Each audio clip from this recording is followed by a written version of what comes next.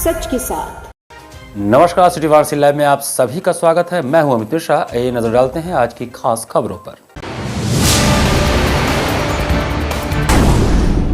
देवनाथपुरा क्षेत्र स्थित कैलाश भवन में आंध्र प्रदेश निवासी पति पत्नी ने अपने 2 जवान बेटों संग की खुदकुशी, मची सनसनी।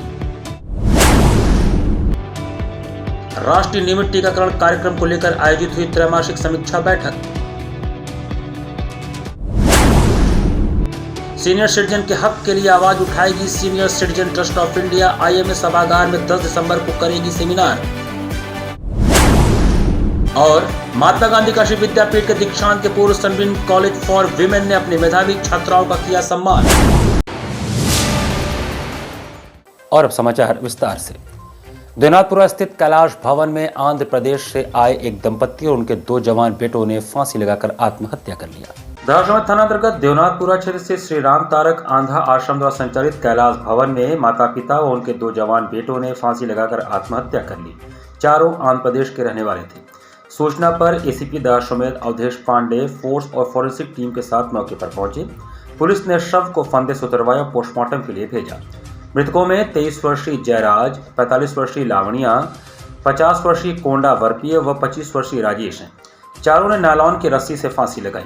इस घटना की जानकारी मिलते ही मौके पर पुलिस कमिश्नर अशोक मुथा जैन सहित तमाम पुलिस के अधिकारी पहुंच गए और अपने मातहतों से मिली जानकारी के बाद उन्होंने मीडिया के साथ बातचीत में बताया कि आंध्र प्रदेश निवासी एक दंपत्ति अपने 2 जवान बेटों के साथ यहां वाराणसी में पिछले 4-5 दिन से आए हुए थे।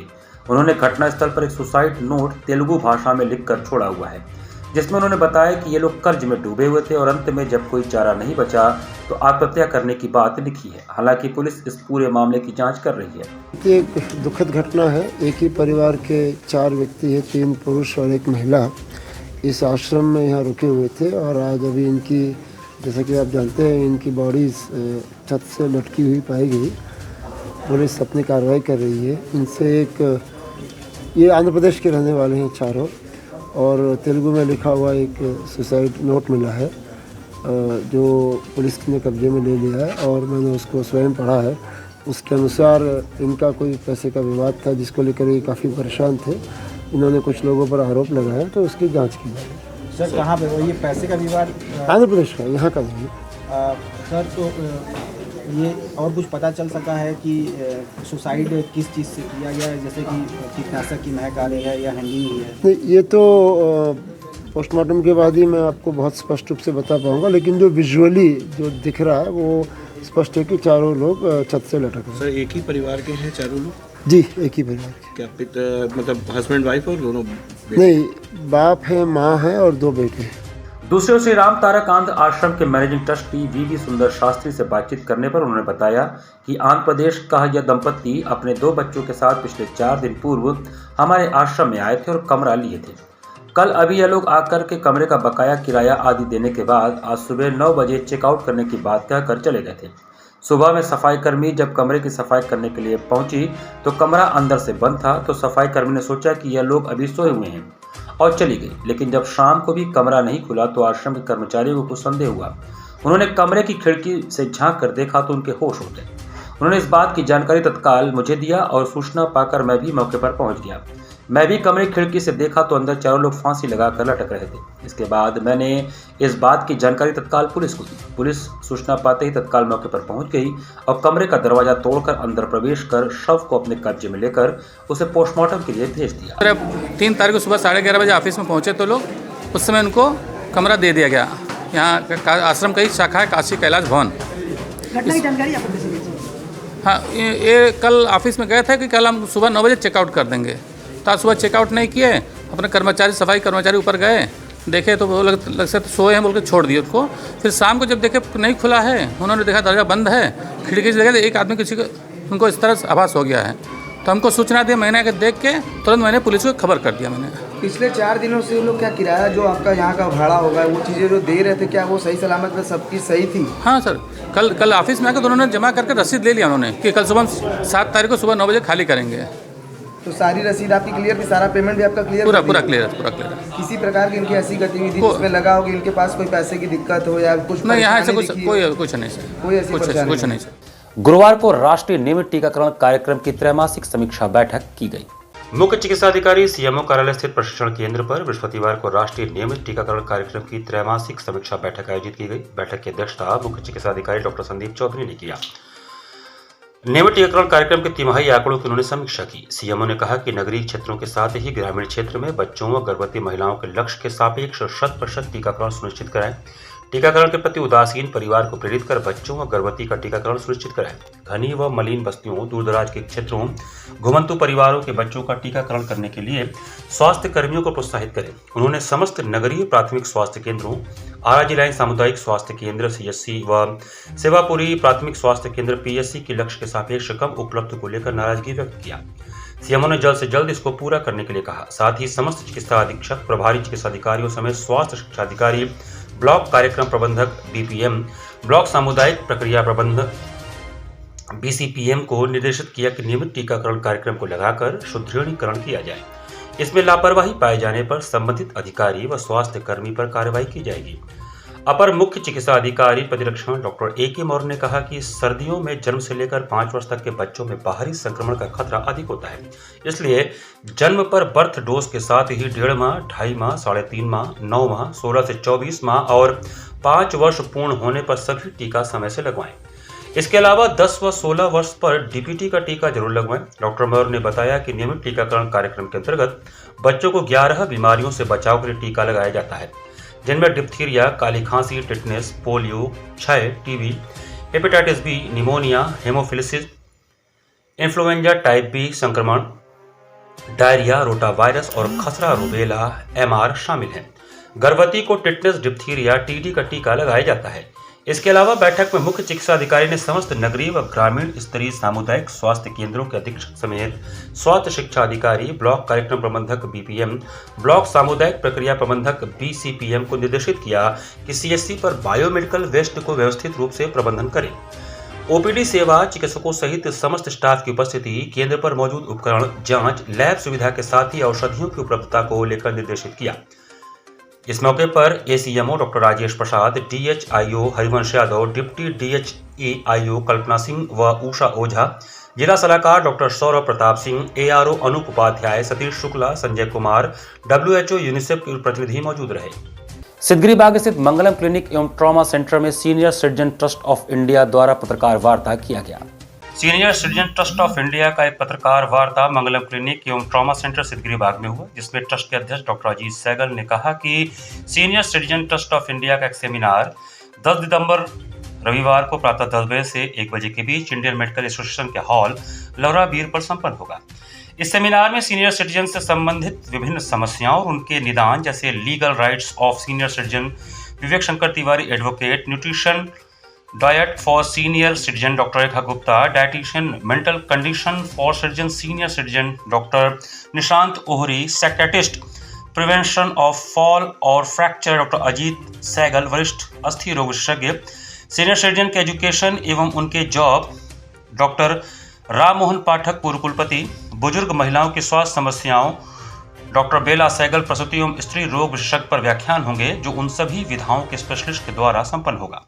सीनियर सिटीजन के लिए उपलब्ध सूचनाओं के बारे में जानकारी देने के लिए डॉक्टर अत्रि भारद्वाज, प्रेसिडेंट काशी पत्रकार संघ, बात करेंगे।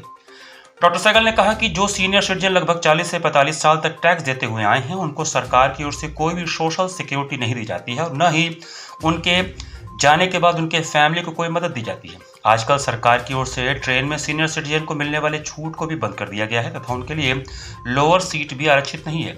सीनियर सिटीजन की इन्हीं मांगों के लिए senior citizen trust of India की ओर से एक सेमिनार आयोजित किया गया है। इस सेमिनार का उद्देश्य है कि जो सीनियर सिटीजन की बहुत सी समस्याएं हैं, उसकी जानकारी सीनियर सिटीजन को हो सके, जैसे उनके खान पान के बारे में उन्हें पता चल सके, उनके लीगल राइट्स के बारे में उन्हें पता चल सके, उनके फ़ंड कैसे वो मैनेज करें उसके बारे में पता चल सके, उनको कैसे अपनी विल तैयार करनी चाहिए इसके बारे में पता लगे, और रिटायरमेंट के बाद यदि वो आगे पढ़ना चाहें जिससे उनको जॉब मिल सके उसकी जानकारी के लिए। फिर एक बहुत इम्पॉर्टेंट मुद्दा होता है कि कैसे हम गिरने से बचें, कैसे फ्रैक्चर होने से बचें, इसके बारे में जानकारी होगी। स्त्रियां जो बड़ी उम्र की हैं उनके स्वास्थ्य की रक्षा कैसे होनी चाहिए इसके बारे में पता लगे। तो इस सेमिनार में इन सारे विषयों पे बातें होंगी। उसके साथ साथ कैल्शियम की टेस्टिंग होगी, और यूरिक एसिड की टेस्टिंग होगी, न्यूरोपैथी की टेस्टिंग होगी।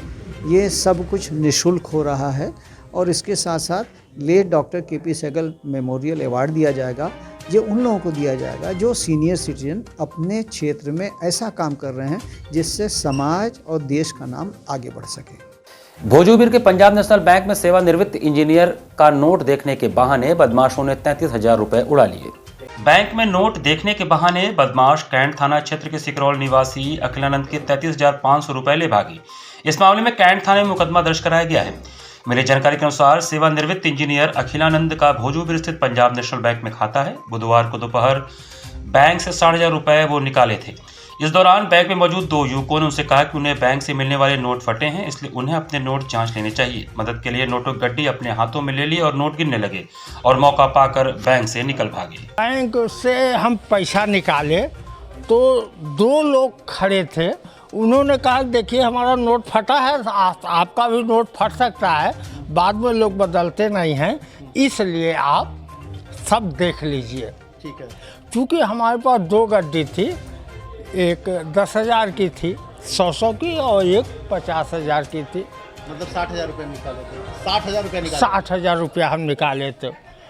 तो उन्होंने कहा कि लाइए हमें गिन देते हैं।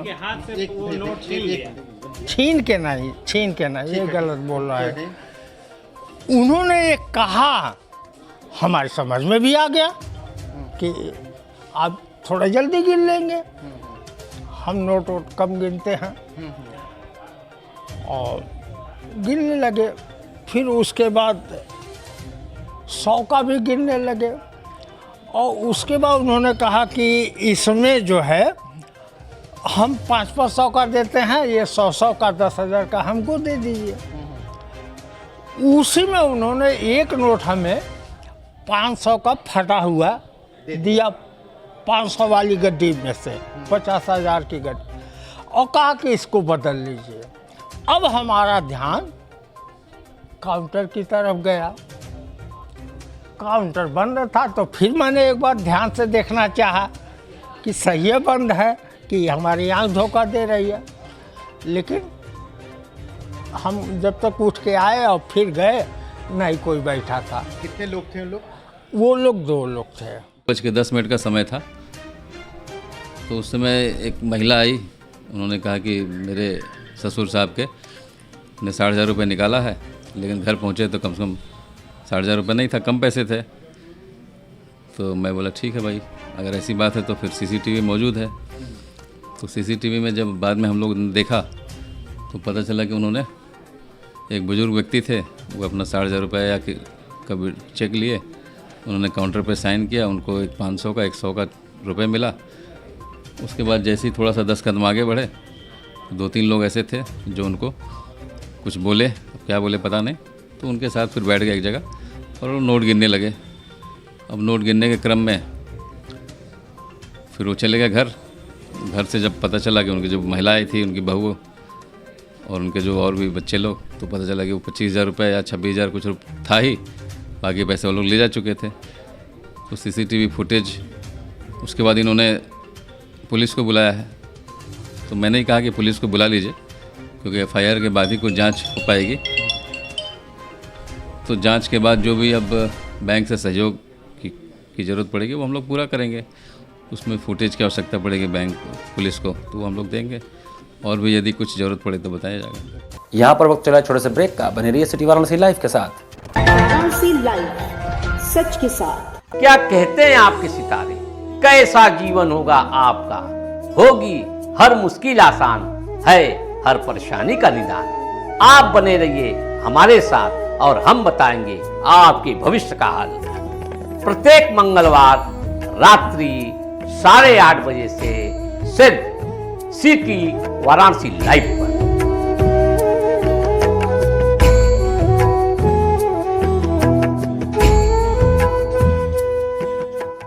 वाराणसी लाइव, सच के साथ। ब्रेक के बाद आपका स्वागत है।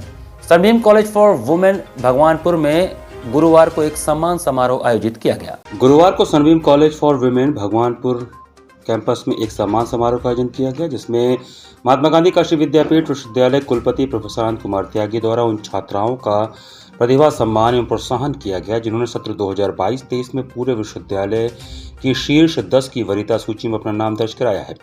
इन सभी छात्राओं को 11 दिसंबर 2023 को होने वाले काशी विद्यापीठ के दीक्षांत समारोह में महामहिम राष्ट्रपति द्वारा स्नातक की उपाधि एवं गोल्ड मेडल से सम्मानित किया जाएगा। इस समारोह के दौरान सनबीम शिक्षण समूह के अध्यक्ष डॉक्टर दीपक मधोक एवं निदेशिका डॉक्टर भारती मधोक ने सभी छात्राओं को बधाई तथा उनके उज्जवल भविष्य की शुभकामनाएं दी। सहायक निदेशिका प्रतिमा गुप्ता ने अपने संबोधन में छात्राओं को अकादमिक शिक्षा में आगे बढ़ने और उपलब्धि प्राप्त करने के लिए प्रेरित किया।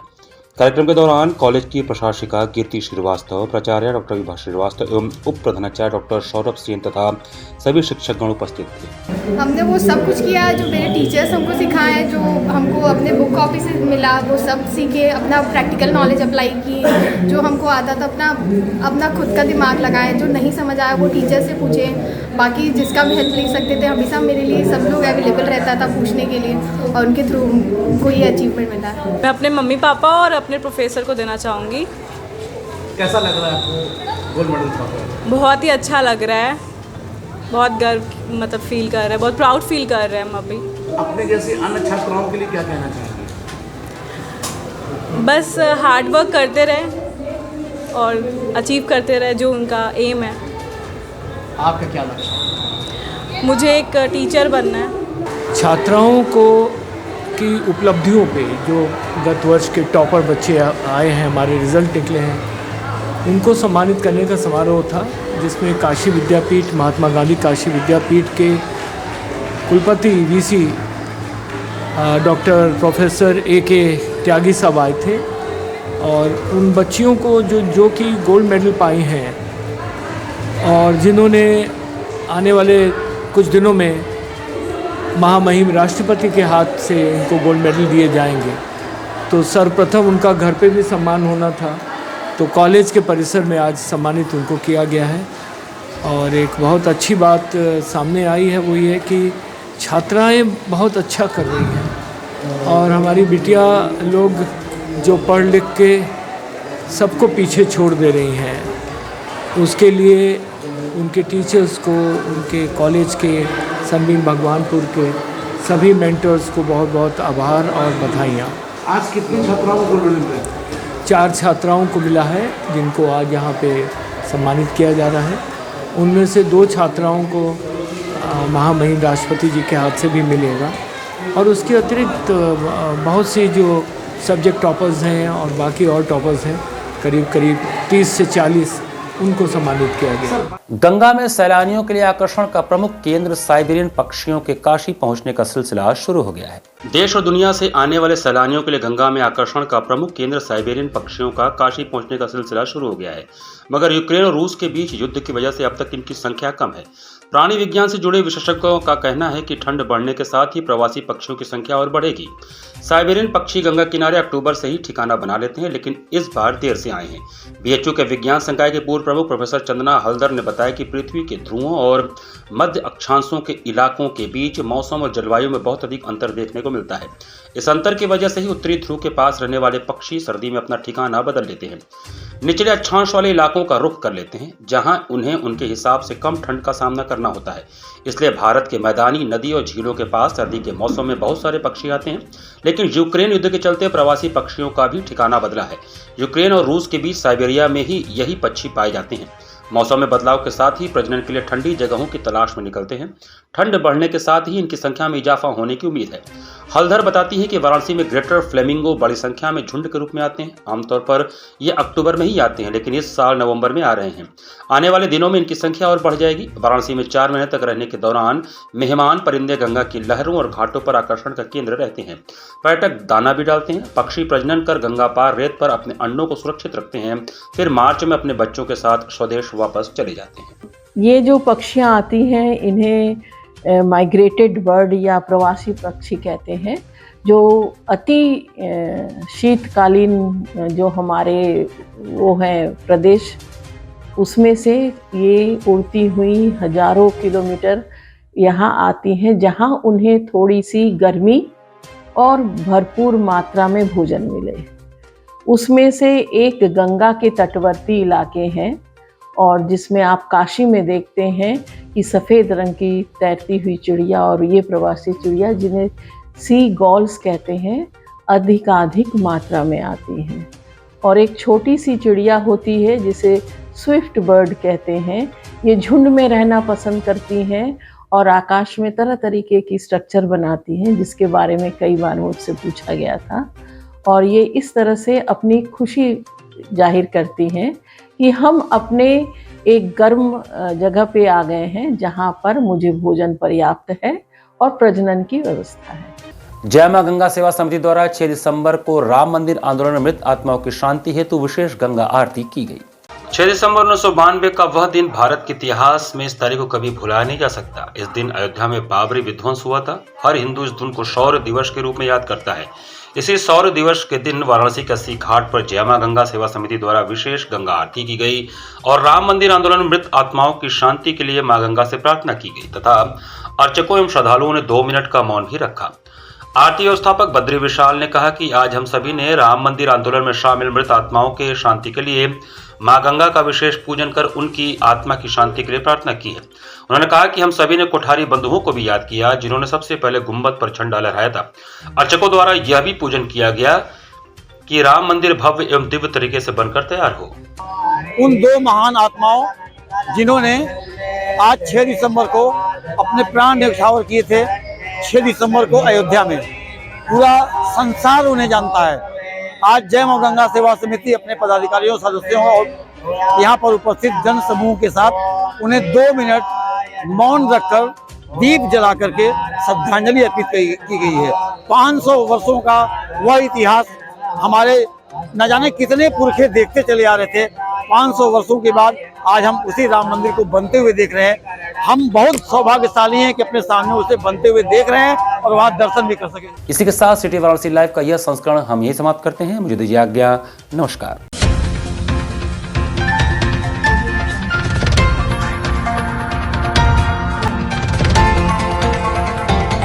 वाराणसी लाइव, सच के साथ।